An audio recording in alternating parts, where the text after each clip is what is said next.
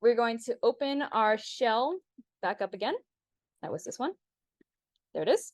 All right, so we are going to navigate to the package itself. So we're going to cd and then hello, hello. We're going to do that twice. All right. Then you're going to create a new Python file, and that's going to be using the touch command. Do you guys remember these commands we learned about 2 weeks ago? All right, cool. So hopefully all this stuff's going to look familiar to you guys. So you're going to do touch and then the name of the file. I might have you type, Liam. And then hello.py. Yeah, I'm probably going to have you type. Okay. And now we're going to make the file an executable. So for our ROS to run our files, which are going to host nodes, it has to be an executable. So we have to give permissions. You want to explain this so I don't do it wrong? Yeah, basically, different files will have different permissions, like read, write, execute. What we're doing is just modifying the permissions to include execute terms. That way you can actually execute the code. I don't think you need to do that though for this. But... Really? It said you did. Oh, well, do it anyways. Do what the docs say because it works. All right, we're going to enter that. And that's probably all we're going to do in the shell for a little bit. So you can minimize that again. And now you should in VS Code see a brand new file here called hello.py. And it's going to be empty. All right, Liam, you want to walk them through writing their first node and what a node is? Yeah, so first thing we're going to do is just add this little shebang line at the top. Just basically pound bang user bin, then env python 3. This just basically, when you actually run it as an executable, this just tells, basically lets you know to use the use python 3 to run the code, essentially what it's doing. Once you have that, you can put in some of our library dependencies.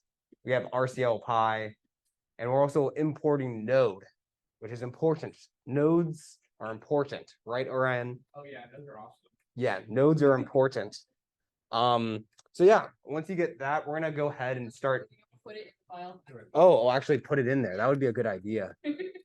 Yeah. Um, And then...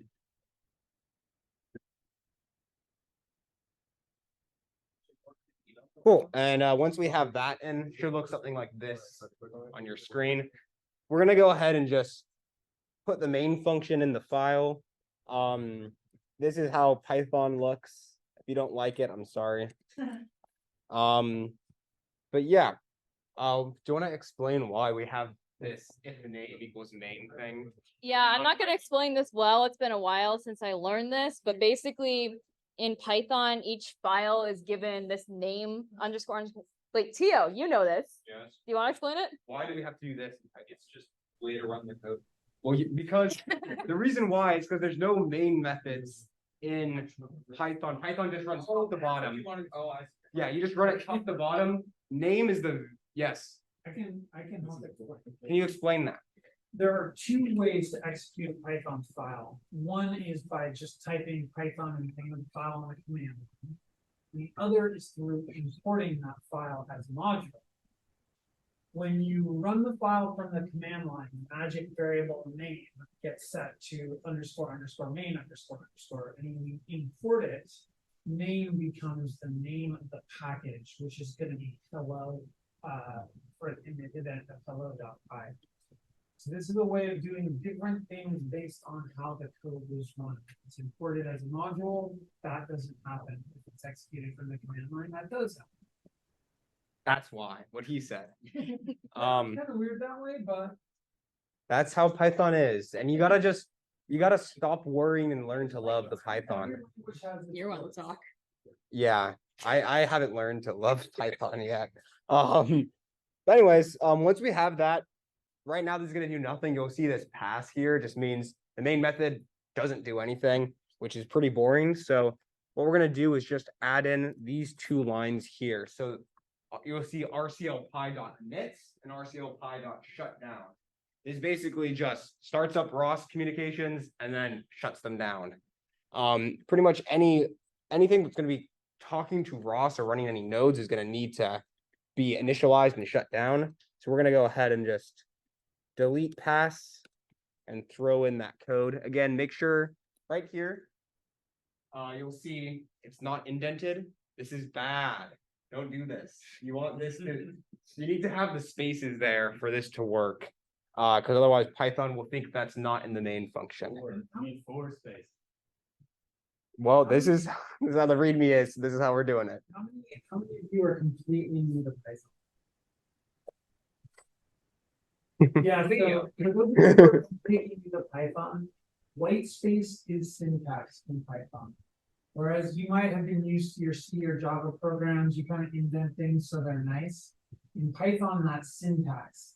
If you have that line 8, if it's lined up with the left column, it's out of the function. Indent it, and it's in the function. That's one of probably Python's most controversial feature. And before you get into the business of loving or hating it, it's just a thing. It doesn't really matter. Don't worry about it. You get used to it. And it's just a thing. See, you get to hate it when it doesn't work, and then you get to love it when it does work, as every developer does. But anyways, yeah, it's just it's basically the spaces are like your curly braces, basically. But yeah, next thing we need to do is we need to define a node class, or basically define a node. So how nodes are, and we've been talking about nodes a lot. Does anyone have an idea of what a node is really yet? Okay, kind of. A little piece of code. Pretty much. It serves a purpose and you can call it and then run it. Pretty much. More specifically, who here knows about object-oriented programming? Unfortunately. Okay, does anyone not know objects and classes? Okay, so I'm gonna explain it super quick. Basically, in object-oriented programming, there's an idea of objects and classes. Essentially, what basically what a class is it defines a set of data types and functions method, basically code and data that kind of exists in its own little bubble. Like, for example, you write C++ a little bit. Is that a question, Mike, or So no, okay, so is that who writes C++? oh. But yeah, basically, you know how like you declare an int, you type in int like number equals 0 or whatever. Objects are kind of like int, not quite, but kind of like int, where they exist as basically you can make variables of that type, and that's called an object. When you type in, for example, we're adding this hello class. If you were to make an instance of that, that would be an object. So it's an instance of the class, and that's defining your own data type. basically, yeah. So you gotta have some number of, you can have variables in there that exist kind of specific to that object, as well as functions to modify that data and to interact with the rest of your program. Can I interject one thing? Yes, whatever you All want. right. So remember you learned strings recently in CS11? Yeah. Strings are actually, there's a string class that someone wrote. And you know, when you say the string name dot size dot length dot at dot subster, that is actually a function of the string. A string is not just like a standard variable in C++. It is actually a class that someone wrote, and that class has certain attributes to it. It has the string itself. It's going to have like the length of the string, and it's also going to have all these functions associated with it. So later on in CS11, you're going to learn how to make your own classes. We're kind of throwing you in the deep end right now. Yeah. But basically, you're making your own data type. Yeah, exactly. And like one of the, for example, the data, some of the data that would be contained in string would be actually the character array. So strings, spoiler alert, they're just character arrays. Yeah, okay, you know what? We're going too far. We're going too far. But basically, part of the data is the actual string itself, the letters in it, and there's functions to operate. Yeah, what's up? Or Whatever you want. summarize what you guys have been saying. Bickering about, yeah. Object kind of a bundled state and behavior. Yes, that's Object the has, word. Like in the case of the string, Character it array. has an internal array of characters, and it has a bunch of behaviors, functions that generally operate on that set of characters. Yes, that's the proper way to put everything we've been rambling about. It just treats his code like objects, man. So yeah, so we're gonna go ahead and just, throw this in here. Again, make sure things are indented properly.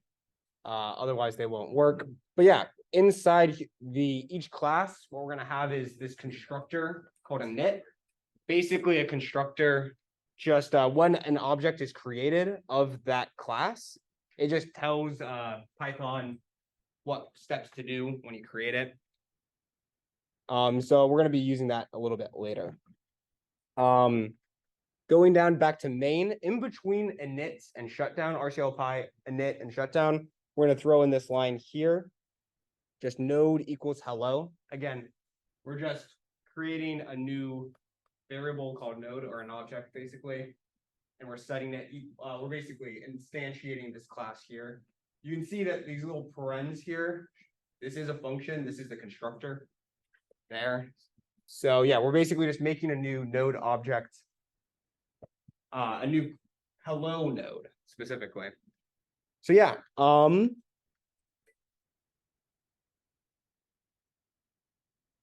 next thing we're gonna do is we're gonna go back. I added some stuff. Oh, okay. Yeah. So we're gonna go ahead and just in the constructor add this new line. So basically what this is the ROS equivalent of a print statement or cout. If any Java people are here, system.out.println. Yeah, so again, the constructor is called when the object is created. So this means when we instantiate the node, it's just going to print out that hello world line. So you can go ahead, copy this into the constructor. There we go. Just like that. And that'll just call whenever it's instantiated. And lastly, if you were to trace through this code here, you're going to see that when we run the file, it starts ROS, creates a node, then shuts it down. Obviously, that's not what we want to do. So there's this function from RCLPy called spin, which just means it's going to keep running that node until it closes down. So that'll keep us from just immediately shutting down here. Yeah, this should be what your program looks like now. I guess I don't really need to add that line, that code there. Which one? This. No, that's good. I like that. Okay, cool. Yeah, cool. So just give a thumbs up once your program looks like this right here. And also, if you have questions on anything you did, Yes. because there's a lot of copy pasting, and that can be scary. Yes. If you don't understand any of these lines, ask now. You have something for it? No. Oh, okay. Come on, it's okay. You're here to learn. Don't know any of this, basically. Well, neither does anyone. No, what's up? What specifically? It's okay. I haven't written Python since middle school. Yeah. Well, have you done classes in C++ yet? No, they have not. In my first one right now. Okay. That's about. Are you okay with the idea of classes and objects? He has not gotten. Yeah. Yeah, not at all. I know, but are you okay with the idea of those? I suppose. I mean, we're here to learn, and so it takes a while to. Everybody has looked at robot operating systems. Every student since 2015 has looked at robot operating system and thought, "What fresh hell is this?" And you know, some people are just like, I can't take this aggravation, and some people dive into it and stick around. I have no judgment for for anyone who wants to find their programming bliss, but this stuff is hard. I was the very first one at Cabrillo to dive into robot operating system, and I remember thinking, how is a mere mortal supposed to do this kind of programming? And you know what? You just pull at the threads and put your sweater, I guess. Sacrifice. So, if you're not getting it now, you are not alone. The first time I made the ROS code, I was like, I can make it. Yeah. And then you just work at it. So, But yeah, let's just step through the lines. This is basically the main method that you know from C++. What it does is it runs init with RCL5 basically just sets up all the ROS stuff. It creates a node object. Basically, for our purposes now, all that does is just print to see out hello world. Then it just keeps that alive indefinitely Until we kill it. until we kill it, which will be brutal. And then after that, we just shut down communication to the program ends. So that's basically step by step how it works. Don't worry about how init works. Don't worry about how spin or shutdown works. Not really important for now.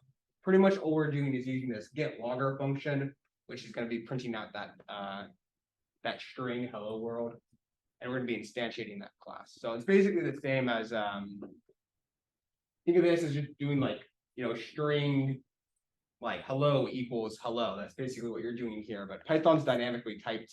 Actually, let's not get into that. Yeah, let's not get into that. All right. Do you Cool. want to continue? Go ahead. You're kind of taking charge here. Yeah, you can do it. Okay, cool. Let me do the Yeah, next thing, we have all the code working. Next thing we're gonna want to do is just when we run it, ROS needs to know what to run. So what we're gonna do is add in setup.py this line here. Basically what it's saying is sets for the executable, gives an executable to run for each package and file name. Yeah. Is that right? Yep. Okay. Cool. It's So just kind of telling ROS what to do. yeah. It gives it. What? Okay. Cool. So what you're going to do is go to setup.py. In setup.py at the very bottom, we're going to see entry points. And within entry points, you're going to see these square brackets under console scripts. Go into there and just put in that line like that. This just says basically when you run it to run the file we just wrote. But yeah, just a thumbs up when you have that set up. Cool. What's up? Isn't there like a scope? No, that's actually a Python dictionary.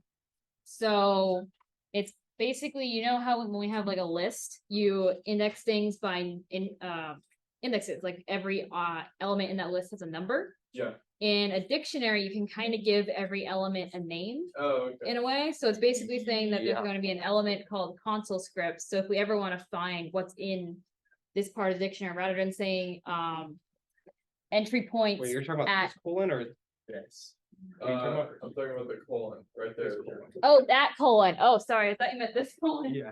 Oh, Different no, colons. no, yeah. I got that part. Oh, the other colon just syntax. Yeah, Okay. that's the syntax that. So- what file. It's basically saying the main method in this program, basically, right? The main function is the entry program from the hello file. Yeah. Okay. Sorry, It's wrong just colon. specifying the actual method in the Yeah. file. Cool. The first file is the folder, the second is the file. Yes, package folder file function. Okay, and then why do you have to say the hello equals that at the start? Hello is the package. No, So- hello's the executable. What? It's executable package file function. Are you sure it's that Yes, way? I am. Okay.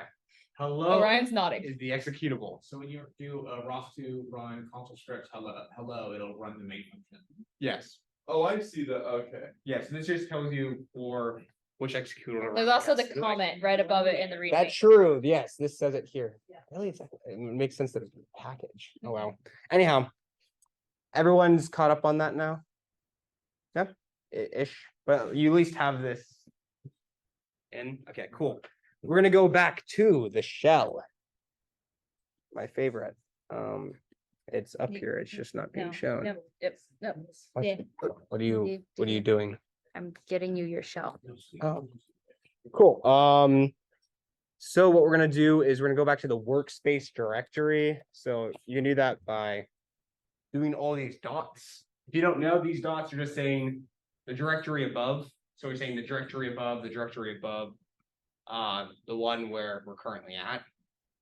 Running that will just bring us back to ROS2 workspace. So you'll see that's where we are right now. Once we're here, we're gonna run this command, build -- symlink install. This is gonna build the package, but it's also going to do some fancy stuff so that we don't have to build it in the We future. don't have to rebuild it. We don't have to rebuild it every time we run.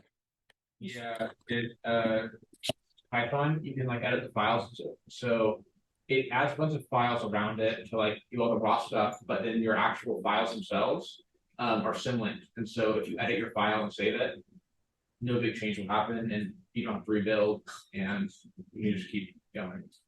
What Orion said. Yeah. So go ahead, run that. You should see some text pop up.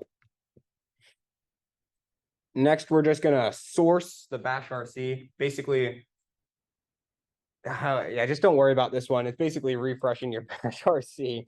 So you're gonna run that. You'd also use dot instead of source if you want. Running this though is gonna bring you back to your home directory. So once you're done with that, go ahead, just cd ROS2 workspace and run ROS2 run hello. Yeah, the ROS2 hello. Yeah. Yeah, we're basically running the hello executable in ROS2. So I guess, yeah, so ROS2 run hello is what we're doing. Yeah, in which ROS2, we're using ROS2. Yeah. Run tells us to run the program. The first hello is the package name, and we just happen to name these two the same thing. They'll likely be different in the future. You'll see them different later today. And then the second hello is the executable name that we specified in that setup.py. What's that said? If you're going ahead and running that, we're gonna see we did stuff. There's a hello world. And also what you'll notice is that it's gonna keep running. That is because we did the RCL pi.spin. So it's gonna keep it alive until we kill it. So to kill it, you're gonna want to hit Control and then just C in the terminal, and that's gonna send the kill signal and kill our baby. But yeah, brutally. Now what we're gonna want to do is, again, what we've done so far in the hello.py executable is pretty boring, right? All we're doing is just printing hello world and then just doing nothing. So what we're gonna do is add a timer to basically add repeated code running, I guess, repeated function calls. This is really useful, as you can imagine, if we're publishing data at specific intervals. Adding timers can allow us to basically communicate every second or however long we want to wait between communications. So we're going to add a new function to the hello world class. So go ahead and enter a new line. Make sure that this one is indented into the class and just paste in that function like this. Again, make sure you do the proper indentation. So essentially what this is doing is, you're going to see it says timer callback. This is the function that every time the timer finishes is going to run. So you can see it's just adding that hello world. So pretty much we're going to add a timer every 1 second. It's just going to run this function, which is going to print out hello world to the console. So let's go ahead and add that timer in. And that's going to be entered into the constructor. And again, the constructor is called when the class is instantiated.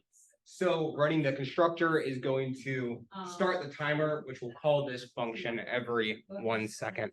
So go ahead and add that in. Like that. Is everyone good? Everyone's at this step right now? Got the timer and got the timer callback? No? Okay. But yeah, you can see that what we're doing is creating a timer for the node. One right here, this just indicates the time in seconds between each for the timer to run. And then this self.timer callback is the function that's going to be ran every time the timer reaches 0. So every 1 second, it's going to call that function. We're also going to add this self.counter line to the constructor. Basically just a variable to keep track of how many times we've called the timer callback function. And I don't know why this is like this, but and we're going to modify this print statement here to just include the counter variable, so we can see how many times we printed.